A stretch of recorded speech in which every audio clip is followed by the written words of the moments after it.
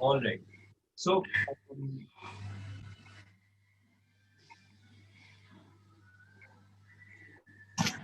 if you are appearing for the exams on in December, or is there any exam before December?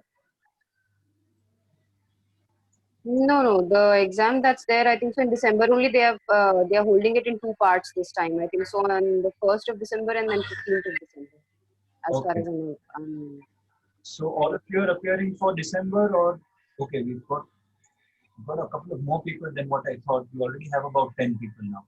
Okay. So we'll appear. Most of you are appearing in December. Is anyone else appearing after December or anything like that? I might appear after December. There are certain changes in the clinical arrangement at our hospital right now. So it depends upon the next 1 month how it turns out to be. Like I'll decide in the early part of October, in next 2 weeks.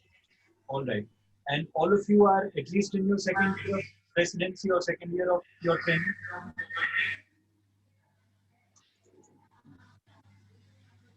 right? So um, Yeah. be completely assured of one thing at least, that if you start today or if you start from 1st of October, you will still be able to comfortably clear the exams in December as long as you give at least 2 to 3 hours a day. You won't need to give more than 2 to 3 hours a day. It is more than sufficient. You already do have the knowledge which is required to clear the paper because you are in second year or more than that of your residency.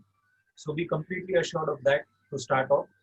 A lot of people get too overwhelmed by the MRC site examination because they feel that it is an MCQ based exam, and we've all been accustomed to writing essay type questions and all in the exams that we're appearing for. Um, it's not a big concern. You just need to get in that mode, and there's nothing to worry about that. I prepared for 1.5 months only, 2 to 3 hours a day, and I cleared in the first go comfortably. I scored more than 70%, and the passing percentage was only 62. Right? So only 2 to 3 hours of good, healthy studying every day will get you comfortably. You'll reach the finish line, and comfortably you'll clear. A lot of people who appeared before me helped me day in and day out. That's why I'm doing this, because they've helped me push through those difficult times and helped me reach here. So I'm always available. You all, I'm a member of all those groups as well. I'm happy to answer any queries or anything that you have. We'll just do a quick overview of what the exam contains and what materials I used, and then you can ask me any specific questions if you have. Is that all right? Okay.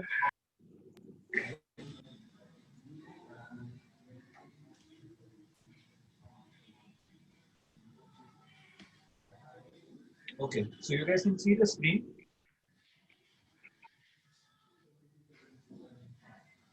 Yes, sir. All right. So this is just a basic overview of the syllabus that you have for your MRC Psych paper A exams, right? This is the college website that I'm showing you on your screen right now. Essentially, the paper A exam is more of your basics and your theoretical aspect, whereas the paper B exam is more of two things: biostatistics and your clinical application. So this is a very haphazard or a very arbitrary difference that they've put in. A lot of questions which are clinical in nature will be asked in your paper A exam as well. And paper B is essentially everything related to psychiatry. They can ask anything and everything in paper B. But by that time, you'll be more than prepared by the time you appear for your paper. Okay. So in the first paper, you essentially have a bit of psychology, uh, that is behavior sciences, sociocultural psychiatry. In human development, you essentially have Freud stages, Erikson stages. You have your basic Piaget stages and all that. In basic neurosciences, they'll ask you about the neurotransmitters, basic neuroanatomy, basic pathways and all. In clinical psychopharmacology, what they'll expect from you in the paper A is you know the main side effects and the main things that you know which are applicable clinically. Like they won't ask you half-life of random molecules which you don't use in your clinical practice, But yes, you will be expected to know the half-life of fluoxetine or paroxetine or specific side effects of any specific molecule, like what side effect does venlafaxine cause. You should know hypertension. You should know the bone marrow suppression of clozapine. You should know the 18-week schedule. So all those things are essentially, you need to work a bit more smartly rather than a bit more, you know, going with the flow and trying to memorize everything that will not get you anywhere. You need to find out specific things which are relevant clinically. So the reason why you need to know paroxetine's half-life is because it is the shortest acting SSRI, and it will cause higher amount of withdrawal symptoms. Whereas fluoxetine you need to know because it can precipitate serotonin syndrome if you don't have a proper 2-week interval after you discontinue fluoxetine and start another SSRI. So there will be a logic behind why they would ask you specific questions. They won't just ask you random shit. That is not going to happen. The paper setters are very intelligent, good people. They'll not ask you random things. So that is essentially what clinical psychopharmacology. In classification and assessment in psychiatry, they won't, I don't think they'll ask you ICD-11 or anything like that. But yes, you will be expected to know certain basics of your DSM and your ICD. We'll try to cover that. A couple of people have told in the group that they want to do a classification lecture. So we'll do that. The next session, we'll try to do that. I just got done with my task and now I'm appearing for the OET next month. So unfortunately, I've not been able to be very active as far as the sessions are concerned. But I will try to do it on a more regular basis like we were doing earlier. So hopefully that will help you guys a bit more. But all the older sessions are there on the YouTube channel. They haven't been really edited, so they're a bit shabby, but you can go through them in 2x speed or something just to get an overview of the basics. Classification, they would want you to know, in the UK, they use the ICD. So if in your institute you've been using DSM, you need to know basics about ICD. They obviously won't ask you the criteria for borderline personality disorder in ICD. But you will be expected to know that, conversion disorder is a somatic disorder in DSM, whereas it is a dissociative disorder in ICD. So you would be expected to know basics. But they won't ask you very specific things which are not really relevant as far as your clinical thing is concerned. Right. So this is your basic thing. I do advise you to go through this thing as well. This is the PDF that they have on the website, the current syllabus PDF, right? And they'll give you essentially a very complicated and a very overwhelming outline of what you don't need to know, but just go through it once so that you know what is expected out of you, right? After that, I'll just tell you what materials I used and how I prepared. And obviously there is no right way, but I'll just tell you what I did to go through the paper A. I would recommend, I know that a lot of people have access to the PDF files of the SPMM notes, but I do recommend you getting at least the MCQs of the SPMM. See, this is essentially an MCQ exam. This is not an exam which is theoretical in nature. So the best way you can practice for this exam is solving MCQs. Now you do have, almost everyone would have the pirated copy of the PDF which has all the MCQ answers. But then you are essentially just reading those MCQs. You're not solving those MCQs. You need to train your brain in such a way that you can make calculated guesses, you can eliminate the wrong answers. And the only way you do that is you use your implicit memory, not your explicit memory. So in the exam, you will have 180 minutes and you have to do 150 MCQs. You will have good time to think about them, but you need to train your brain to solve MCQs and not to be in that theoretical mind frame where you're writing long answers. So get the MCQ package at least. What I did was I did topic wise. So I did, suppose I'm studying basic neuroanatomy is a note of the SPMM. Read that, solve all the MCQs of basic neuroanatomy. Then do basic neurochemistry, just go through them once and then solve the MCQs of that topic on SPMM. Now, a lot of people, what they do is they read the notes for 5, 6, 7 times. I read the notes only once. In my paper A, I read the notes twice. I scored 71. In my paper B, I read the notes only once. That too very superficially, and I scored 80. The reason being that in my paper B, I invested a lot of time not in rereading, but in solving MCQs. In my paper B, I have solved all the MCQs, SPMM, Birmingham, MRC Psych, Mentor, Get Through, you name the source, and I have solved all the MCQs of everything. And I have not read the notes even once completely. Because you do know what the notes essentially entail because you've been doing psychiatry for a long time. But you need to train your brain in such a way that you need to know what they are asking. So get into that habit of solving the MCQs. Just go through the theory once. That is more than enough. SPMM notes more than enough. But just read them once. After that, invest all your time in solving MCQs. Right? So do SPMM MCQs, do Mentor MCQs, do MRC Psych, the Birmingham MCQs, the Get Through MCQs. And see, a lot of people will tell you don't invest a lot of money in this and don't put in a lot of money or try to, and they then end up giving 3 or 4 attempts for your paper A and paper B. That leads you to a lot of demotivation. That leads you to a lot of, because the exams themselves are not very cheap. Getting all the material will not cost you more than around a ballpark figure 800 to 900 pounds. You can purchase all the material there is for the MRC Psych exams, not the cast. The cast is very costly, unfortunately.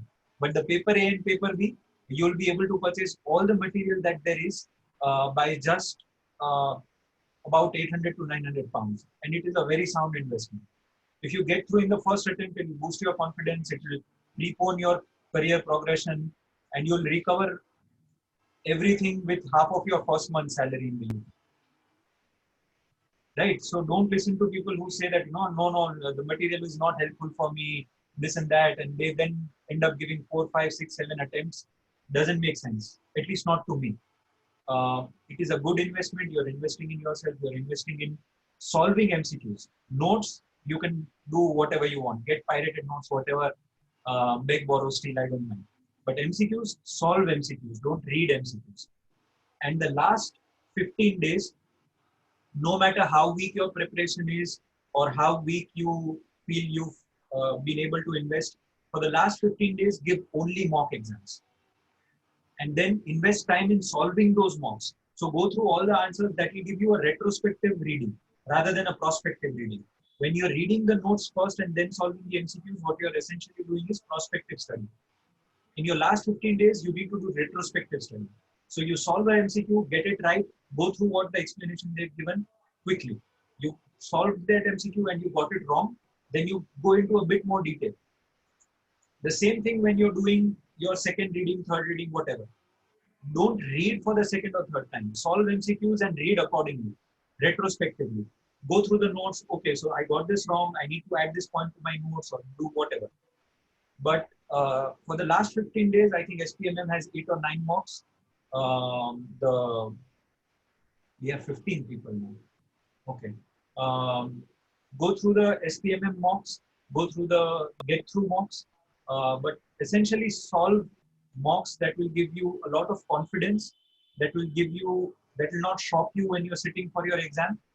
You will be well prepared physically, mentally for your exam, sitting for 3 hours, random topics being thrown at you and you going through them. You'll also realize that for sometimes, like I used to be very anxious before my paper A, I need to have this certain type of diet and I need to sit for the exam. So I need to have my coffee before it. And everyone has our own rituals before we sit for the exam, right? And certain times post your paper, you think that, it didn't go really well. And sometimes you think, oh, it went really well. The thing that you'll realize when you give 7, 8 marks is all that doesn't matter. It is all your subjective experience. If you felt that it went really well, you'll score 67. If you felt that it went really badly, you'll score 65 or 66. The difference won't be of more than 1 or 2%, and that doesn't matter in your final result. So that will give you a confidence of the in situ scenario that you need to be in your exam. You'll be in that, you'll have solved 3 hours of MCQs of random topics being thrown at you. So that is something that I genuinely recommend. Last 15 days, don't go through your notes. Last 15 days, only do mocks. And on last day, listen to your favorite music, have good food, talk to your friends, and relax yourself. Those 3 hours, it won't matter what you study on the last day. So that is the basic overview. Now, if you have any questions, if you have any specifics that you want to ask, topics, whatever topics that you find difficult or doubtful, we'll try to arrange sessions for that. For all the people who haven't attended the previous sessions, it is usually interactive in nature. So we have about 30-40 minutes of 1 hour of sessions because I don't have the paid version of Zoom. So we can't have more than 40 minutes of sessions. But we do upload the sessions on YouTube so as to make sure that maximum people can benefit from it. Okay, so shoot any questions that you have. Yeah, and one more thing, whenever you're participating in these sessions or in these conversations, never be afraid to go wrong. Who is here to judge you? You don't even know more than 90% of the people who you are with on the Zoom call. So it is completely all right if you ask a silly question, if you go wrong. You'd much rather go wrong here in this call or in your mock than go wrong in the paper, right? Where you've invested so much of money. So lose all those inhibitions because they're not going to give you any service. Right. So that's all the philosophy that I needed to give you. Shoot any questions that you have. Hello, Dr. Manan. So what I wanted to know was that I've already left academics around 2 years, 3 years back. So I've been literally out of touch with, all the theoretical part of it. So how important is it? Should I, first give some time to just the basics of what we have done in first year, or should we just directly jump and, then solve the MCQs? Like how relevant after writing the exam, how relevant do you think is it to refer to the main books? Where have you done your PG from? In which country? I've done from Assam. Yeah, India only, from Assam. Right. So because the reason why I'm asking is because we have a lot of people who are not from India as well. So just to make sure, the curriculum in India, you cleared your postgraduate exam, so you know your theory. Definitely. Only then, because the kind of theoretical hold that they expect from us in India, I found my MD exams to be much easier than the MRC Psych exams, to be honest. Okay. So you do know the theory that you need to know. As far as your preparations for the paper A are concerned, I definitely don't recommend you going through CTP and synopsis. Not needed. Okay. Like I said, go to this topic of the SPMM notes, solve those relevant MCQs, and then any other sources of MCQs that you have. You should not read theory from any other source at all. I genuinely don't recommend you doing that, because the kind of theory that they expect is very different from the synopsis or the CTP that we have with us. Because when I was scrolling through the notes, I did see that the way they have written the SPMM note and the way the theory is there in the books is actually very different. So that is more of like they've concised and they've put things that are relevant to their practice rather than what everything you need to know. Yeah. And so SPMM notes also, you need to properly memorize only 30%, hardly. Okay. Not more than 30%. So SPMM notes also, they've given a lot of unnecessary details as such. But what the SPMM notes will help you do, like you said, you've been out of touch with academics since the past 1 or 2 years. So it will help you brush up your academics a bit. But don't try to memorize, like put your hand on it and try to memorize SPMM notes. You don't need to do that. The MCQs will do it for you. So So mainly concentrate. Yeah. Sorry? Yeah, just go through the paper A notes once, and that is enough. Then focus on MCQs. Okay.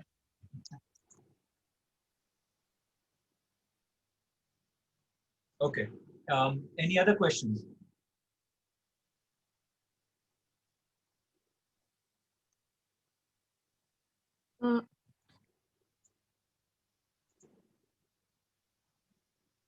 Yeah, Akanksha, you were asking something?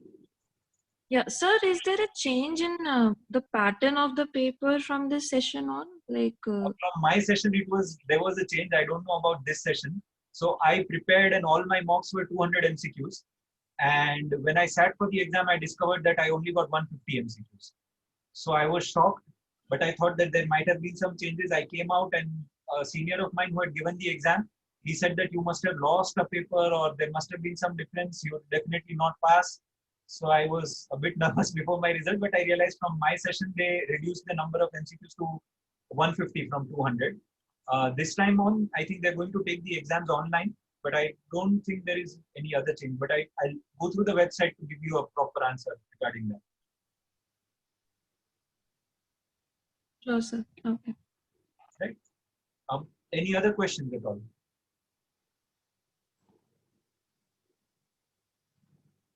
There are questions in the chat, sir. That's not.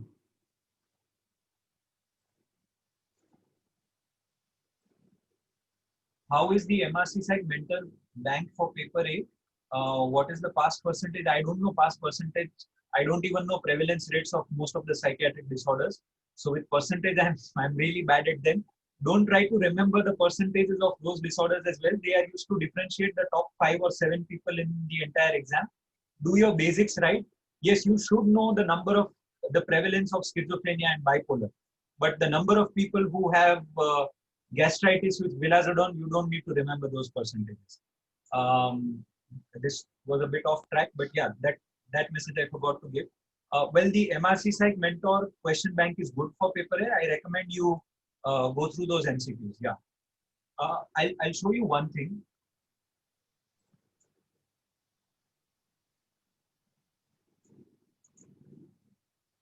Yeah, are you able to see the screen?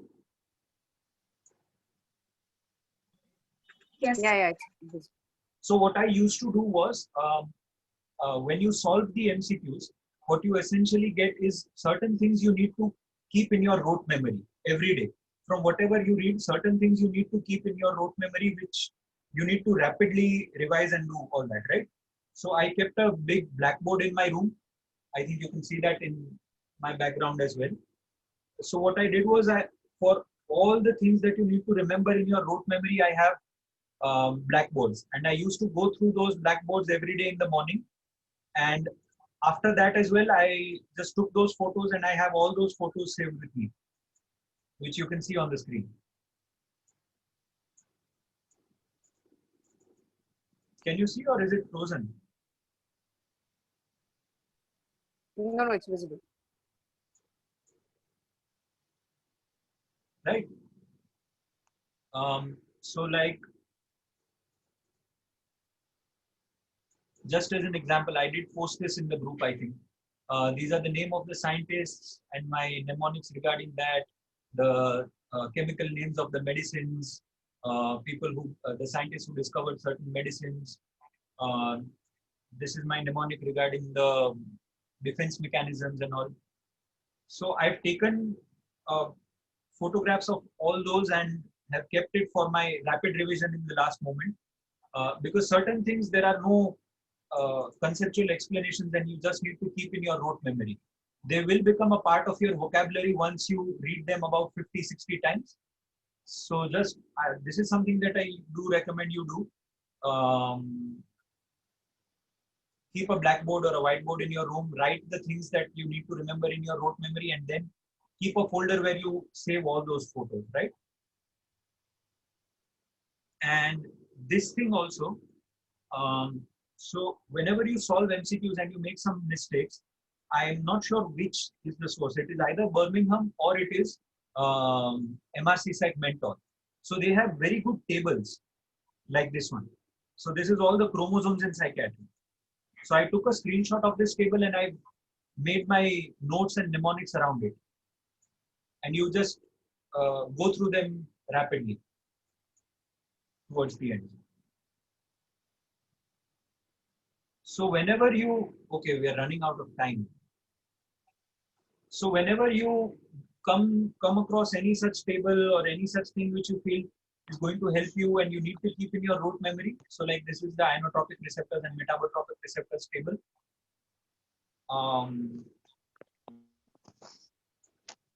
Piaget stages. So I recommend you do this because it helped me a lot. Right. Any other questions? Unfortunately, we're running out of time. Last one or two questions, if anyone has. I have a question. I'm Dr. Priyanka from Mumbai. Yeah. I just joined the session. I missed out. I was not aware of the session happening. what is an average time we need to devote every day, because we are working, we have other responsibilities? How much do we need to study? Because the form is just 2 days away. I think it Yeah. opens on 28th, if I'm not wrong. And we have time till 1st December. Yeah, that's I've what I'm studied. starting off with, Dr. Priyanka. If you have a lot of responsibilities and all, still I did my paper A exam along with my third year of residency the first 2 months. So 2 months, 2 to 3 hours of preparation is more than enough. If you can give 2 to 3 hours of preparation, that is more than enough, and you'll definitely clear in December. Okay, thank you so much. And can we have a common platform where we can, just discuss such meetings coming up, or we can have, a group kind of a thing on WhatsApp where we all can be there who are seriously preparing for it, because none of the WhatsApp group I know are very active on that. Yeah, we do have a group where we tend to remove people who are not active. We just have 10 or 11 members. So just if you have my number, just put me a message on WhatsApp. I'll add you to that group. But if you're not active, don't reply. I don't have your number. I don't have your number. We are from Mumbai. We are a group of 5 people who have actually made a small group amongst ourselves who are studying and preparing. So we post one MCQ per day. We try to post one MCQ per day, or whatever tip we need to. But I'm not aware of these groups. If you can just share your number. I've just shared my number in the chat box. You can Okay. message. But statutory warning: if you're not active in the group, I'll remove you. So it is completely all right if you give wrong answers or whatever, but just keep on discussing. And I have removed a lot of people who've not been active, and the others who've given me an explanation have got a stern warning. But yeah, that, because I know 257 people in a group does not really make sense. So you need to interact actively. So all those who want to are happy to message me, and I'll add you to that group. I'll do that. Thank you so much. May I know, for the registration of paper A, what is the required documents? Okay, I don't think you need a lot of documents for paper A. I think you registered for it more than a year back. You just need to put in your details regarding your medical college and all. I am probably not the right person to answer that, unfortunately. Just email the exam website, and they'll guide you regarding the documents. I don't think you need a lot of documents, though. Just your passport and an identification proof. That's it. Okay, we just have 6 minutes to go. Any other questions at all? And don't worry, Dr. Priyanka, we'll upload the video on the YouTube channel, so you can go through that, and if you have any queries, you can ask again. Thank you so much. Thank you so much. Okay. Thanks, guys, for attending on such a short notice. I thought we'll hardly be 2 or 3 people, but we got a good 15. We have 18 people right now. And be happy to organize one more next week or somewhere. Just message me the topics that you want me to talk about, and we can have one last question if anyone has any.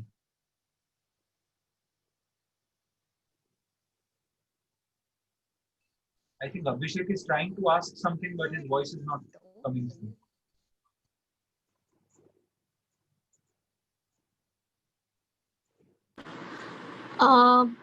I also read somewhere, I'm not very sure, that paper A has matching kind of what is there. I don't know what it is. Yeah. Extended match EMA or something, which I was not aware, because. So what is it? It's just matching the things, or?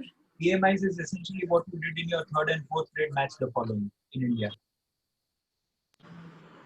Okay, so multiple options and maybe 3 questions, like they have in Psych Mentor, 3 questions with multiple options. You could just match those 3. It's not very difficult, don't worry. Okay. Right. Perfect. All right. Good session, guys. Good. Keep working hard. Keep practicing. You'll definitely clear in December, even if you start after 1 week. But when you do start, devote 2-3 hours of good practice to it. Get your material together, and if you have any queries or anything, I'm happy to answer. Thank you. Bye-bye.